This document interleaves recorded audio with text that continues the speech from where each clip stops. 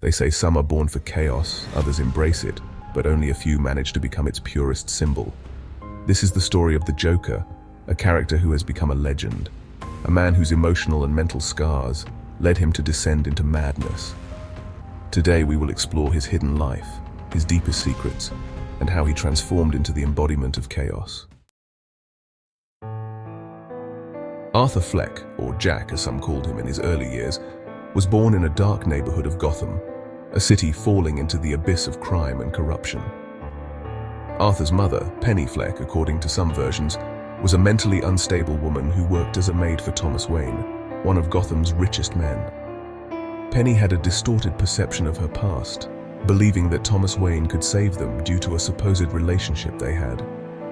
Obsessed with the idea that her son was destined for something greater, she raised him alone, feeding him a warped vision of reality. These stories only deepened Arthur's disconnect from the real world. He grew up believing that his life could take a turn for the better at any moment. From a young age, Arthur lived in the shadows. His peers rejected him, adults ignored him, and his only real companion was his mother. In the solitude of his childhood, he developed an odd sense of humor, which he used as a defense mechanism against the world's cruelty. However, behind his laughter was a deep sadness. Arthur was a child who longed to be seen, but every time he tried to connect with others, he was ridiculed or ignored. Young Arthur quickly learned that life was a bad joke, one he had to tell. In his mind, the seeds of chaos were already being planted, chaos that years later would turn him into the villain we know. But at that time, he was just a boy trying to survive in a world that had no room for him. Deception and lies became fundamental parts of his life. As he grew older, Arthur struggled to fit into a society that rejected him at every step. In his youth, he tried multiple jobs without success, always failing to find stability. He worked as a clown in children's hospitals and at parties, a job that initially gave him a small spark of joy. However, even in these moments of supposed happiness, he was mocked and abused, both by his colleagues and the children's parents.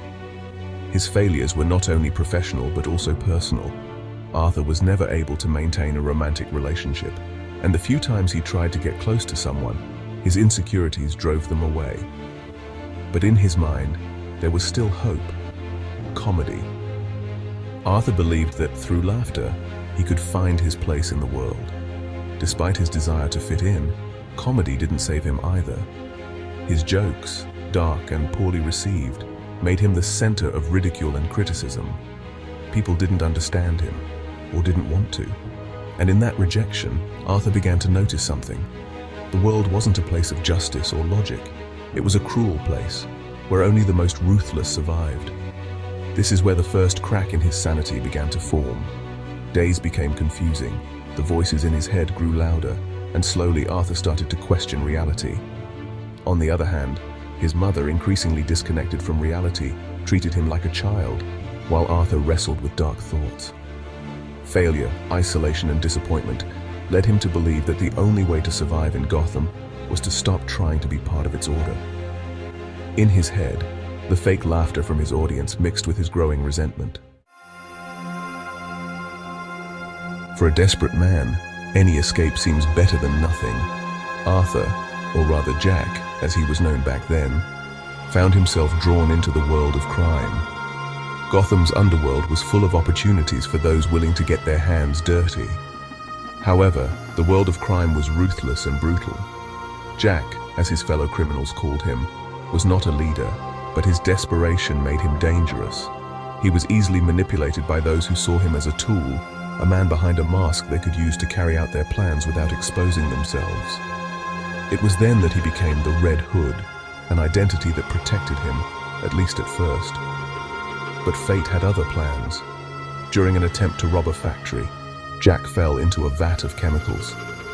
The accident not only changed his appearance but shattered the barriers of his mind, unleashing the latent chaos. Those few seconds in the chemicals didn't just burn his skin, they freed him from any remnants of humanity he had left. The toxins burned his skin, dyed his hair, and twisted his face into a grotesque smile. But the worst wasn't what happened to his body. It was what happened to his mind. In that vat, something inside him died, but something new was born as well. When he emerged from the chemicals, the reflection he saw in a puddle didn't horrify him. Instead of screaming or lamenting, he began to laugh, a laugh that echoed off the empty factory walls.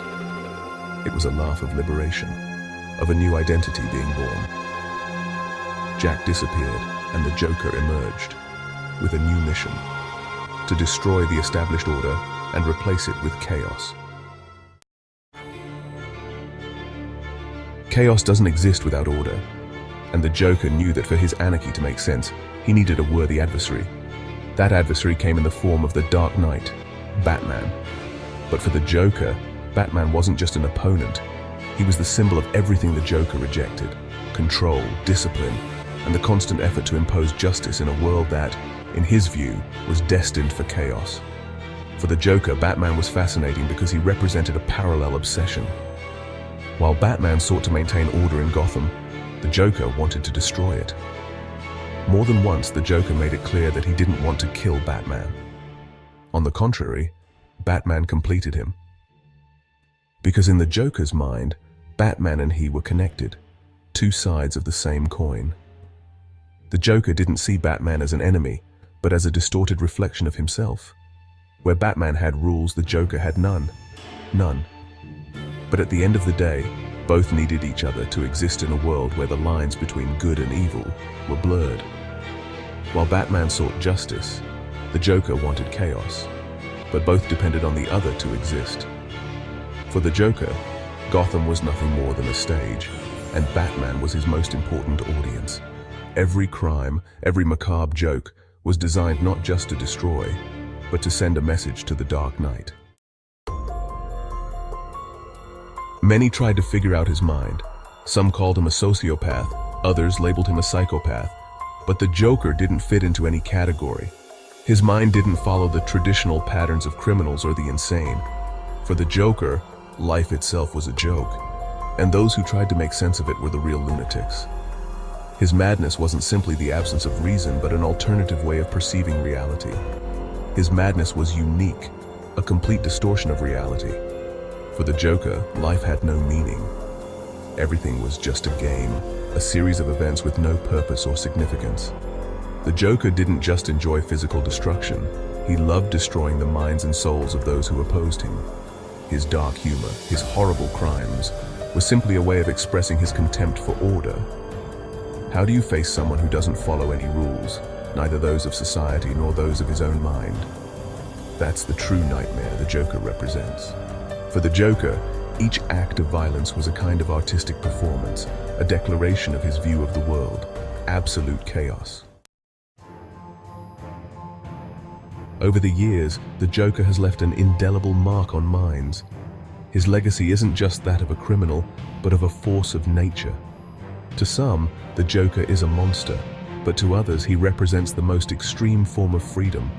The freedom to follow no rules, the freedom to be completely unpredictable. His legacy wasn't just death and destruction, but something far more terrifying: the idea that chaos is inevitable.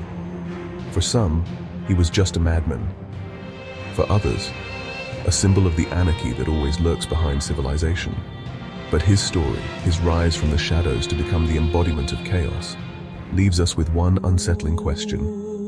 What if we all have a bit of the Joker inside us? What separates us from him? The Joker wasn't just a man. He was an idea, a symbol that will never die. That was the life of the Joker. A man who, like any of us, had dreams, hopes, and desires. But the world broke him, and from those cracks, something far more dangerous than simple madness was born. The belief that everything is a meaningless joke and that chaos is the only truth. And though Gotham still fears him, his story will continue to resonate, a warning of what happens when we let chaos take control.